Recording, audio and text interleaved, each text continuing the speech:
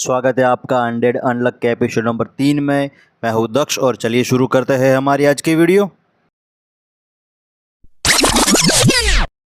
इस एपिसोड की शुरुआत में हमें पृथ्वी के बाहर का आउटर स्पेस का एरिया दिखाया जाता है और वहाँ पर सैटेलाइट दिखाई जाती है और उसमें शुरुआत में एक लड़की चलती हुई दिखाई जाती है। बस शुरुआत में इतना ही सीन दिखाया जाता है। उसके बाद हमें एंडी दिखता है और जो फूको से बात कर रहा होता है अपने, और वो बोट में यानी कि रशिया जाने के सफ़र पर चल दिए होते हैं और कहते हैं कि हमें अब रशिया पहुँचना है कि जिससे हम दूसरी सीट कंफर्म कर सके, जो हमें पिछले बंदे ने बताया था। और ऐसी बात कर रहे थे होते उसी दौरान फूको टेबल के नीचे छुपी बैठी होती है और कह रही है कि तुम्हें जो करना कर, मुझे डर लग रहा है कुछ तरह, क्योंकि वो अभी बोट में फ़िलहाल सफ़र कर रही होती है और वो बोट से काफ़ी घबरा रही होती है।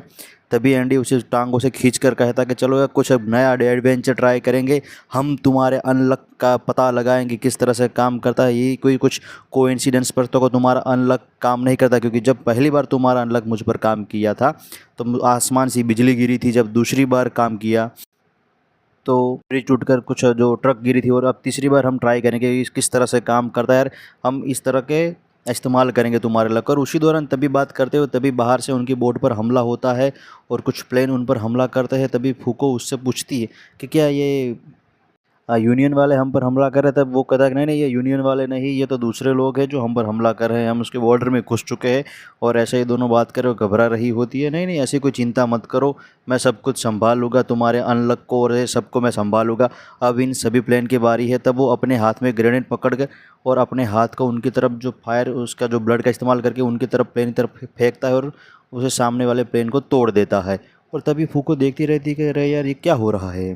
फिर उसी दौरान एंडी उससे बात करता है कि यूनियन के बारे में और कुछ उस 3 लोगों के बारे में बताता है कि जब 50 साल पहले एक इंजीनियर टाइप का बंदा था कि जिसने उस पर बहुत सारे एक्सपेरिमेंट किए, उनमें से एक लड़की थी। चलो उन्हें जिनमें से किसी एक को मारना हो तो उनमें से एक को मार देगा।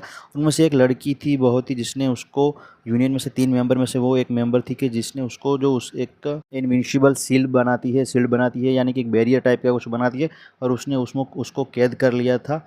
और उस तरह से पूरी बात करता बताता है कि उसके सिर को उसने एक बैरियर के अंदर कैद कर रखा था उस लड़की ने, और वो उसको यूनियन के जो मेन हेडक्वार्टर उस पापा लेकर और 50 साल तक उस पर एक्सपेरिमेंट किए और वो छूट गया। वो सब वो बातें एंडी फूको को बता। और तभी एंडी बोर्ड के बाहर खड़ा होता है और कहता है कि यार तुम भी कुछ मेरी तरह एडवेंचर ट्राई करो। और ऐसी बातें कर रहे होते हैं तभी हमें एक सीन दिखाया जाता है कि आसमान से सैटेलाइट में से किसी तरह का बूम उनकी बोट पर ऊपर गिरता है। यूनियन के किसी मेंबर ने ये चलाया होता है, बस सिर्फ हमें उतना ही पता चलता है। और पूरा के पूरी जो उनकी जो बोट है वो पलट जाती है और जिस तरह से पूरी के मालिक सुनामी की लहर आती है। और तभी हमें एक लड़की का सीन फेस दिखाया जाता है कि अब जो जो तीसरी मेंबर थी उसका। और तभी इसका तीसरे एपिसोड का टाइटल रिवील होता है जिसका नाम होता है अनलॉक।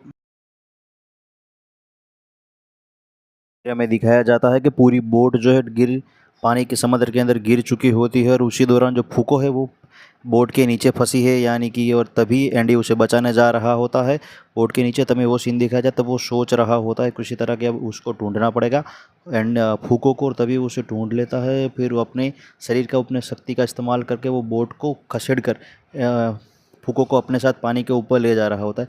तब ये सोचता है कि चलो अब उसकी एकदम कातिल स्माइल हमें थोड़ी देर के लिए दिखती है और कहता है कि चलो अब मैं कुछ नया ट्राई करके देखूंगा। फूको तभी सो रही, जब वो उसने मुझे छुआ था कुछ इस तरह की बात करता है कि तब वो जाग रही थी। और अभी अगर वो बेहोश और सो रही होती है तो अब मेज पर किस तरह का उसके अनलक का होता है। और थोड़ी देर बाद हमें दिखाया जाता है कि फूको और एंडी दोनों बोट पर खड़े हैं और उसने जो को खांस रही होती है और उसके जो पेट में से पानी निकल कर एंडी ने रखा होता है। और तभी वो जो उनकी पलटी हुई बोट थी उसका आधा हिस्सा तैरा उस पर दोनों बैठे होते हैं।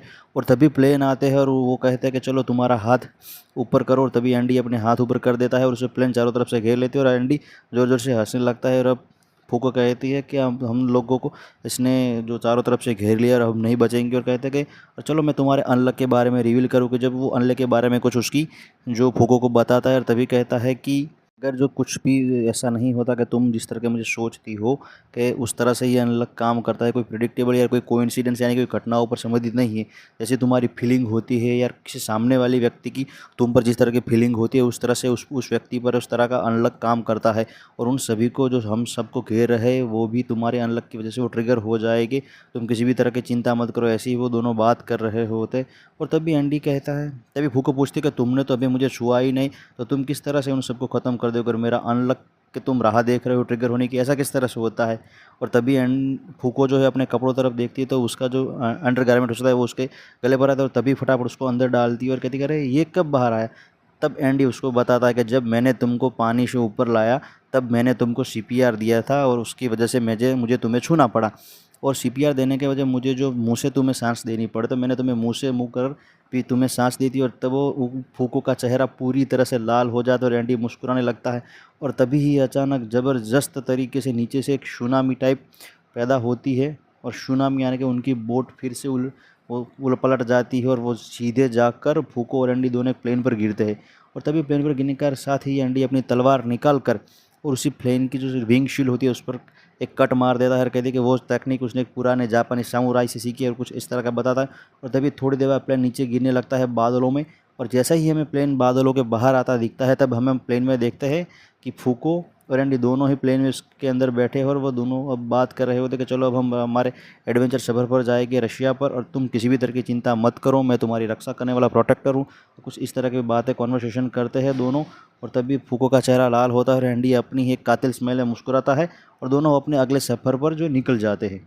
आगे जब वो अपने तय किए ठिकाने पर पहुंचने वाले हैं होते हैं तभी उसका इंजन ख़राब हो जाता है प्लेन का, और तभी वो उसकी जो सीट इजेक्ट करते हैं वो दोनों बाहर आ जाते हैं।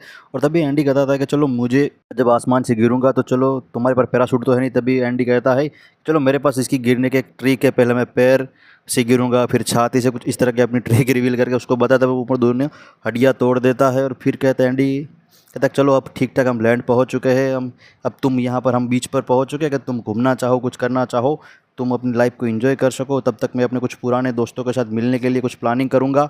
ऐसी ही बात करता है और तभी वो एंडी उससे पूछा क्या तुम्हें भूख लगी यार, तुम कुछ खाना चाहती हो, कुछ ऐसी तरह से बातें कर तो चलो हम रेस्टोरेंट पे जाएंगे और सभी फूड पर टूट पड़ेंगे और इसके लिए मैं तुम्हारे लिए टेबल रिजर्व कर दूँगा, ऐसी कुछ फेंकता है। और ऐसा कह के वो एंडी जो है वो फूको से दूर जाता है, कहता है चलो मैं अपने पुराने साथियों के साथ कुछ प्लानिंग कर रहा हूँ, तब तक तुम ये बीच पर एंजॉय करो। तब फूको जो है वो बीच पर जाती है कुछ माहौल में, तभी वो चारों तरफ लोगों से कुछ पूछते हो तभी वो घबरा जाती है और भागने लगती है। और भागते भागते जब वो एक जगह पर पहुँचती है तो वहाँ पर एक लड़की जो पेंटिंग ड्रॉ कर रही होती है और तभी उससे पूछती है कि क्या तुम जापानी हो, लड़की पूछती है। तब फूको कहते कि हाँ मैं भी जापानी गर्ल हूँ। तब वो अपने कॉस्ट्यूम के बारे में बताते हो कि ये जो जापानी स्कूल कॉस्ट्यूम है। तभी फूको कहती है कि मुझे नहीं पता क्योंकि मैं तो कभी अपनी लाइफ में कभी स्कूल गई ही नहीं हूँ। और कुछ इस तरह से दोनों बातें कर रहे होते हैं और पेंटिंग के बारे में और सब इस तरह की बातें करें।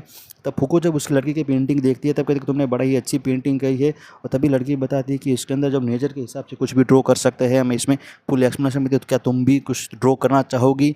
फूको को बताती है और तभी फूको तो चलो मैं भी तुम्हारे साथ, और दोनों वो ड्राइंग करने लगते हैं। और ड्राइंग के दौरान दोनों ड्राइंग कर रहे होते तब वो बात कर रहे होते तब वो लड़की जो होती है वो फूको से पूछती है कि तुम अपने हिसाब से ड्राइंग करना चाहो या इसमें जो कुछ एक चीज़ अच्छी होती है ड्राइंग में कि हम अपने हिसाब से उसके अंदर अपने मन का या कुछ रंग बदल सकते हैं या उसके जो वातावरण है नेचर कुछ अपने हिसाब से चेंज कर सकते हो, तो तुम इसके हिसाब से कुछ चेंज करना चाहती हो।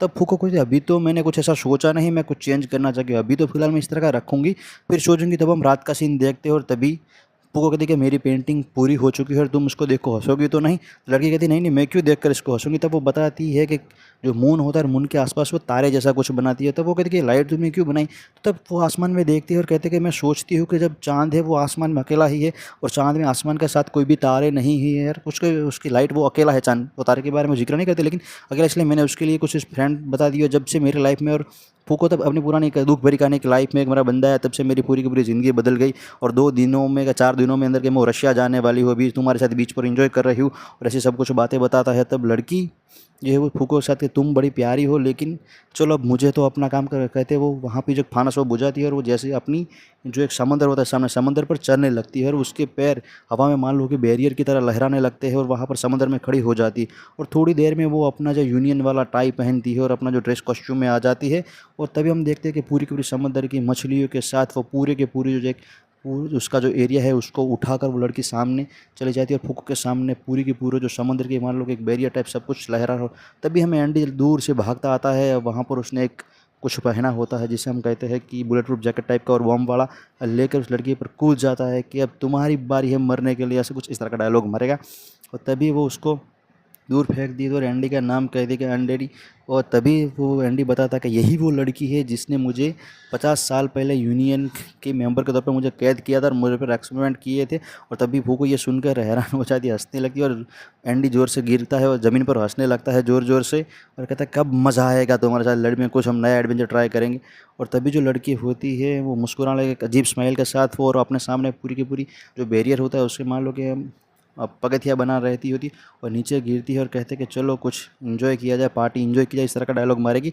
और यहीं पर हमारा ये एपिसोड ख़त्म हो जाएगा। और अगले मिलेंगे हम, तब तक हम इसके लिए आपको ऐसी मूवीज़ और सीरीज़ की जानकारी जानने के लिए हमारे चैनल को लाइक शेयर और सब्सक्राइब कर लीजिए। अब हम मिलेंगे इसके नए एपिसोड में। Till then bye.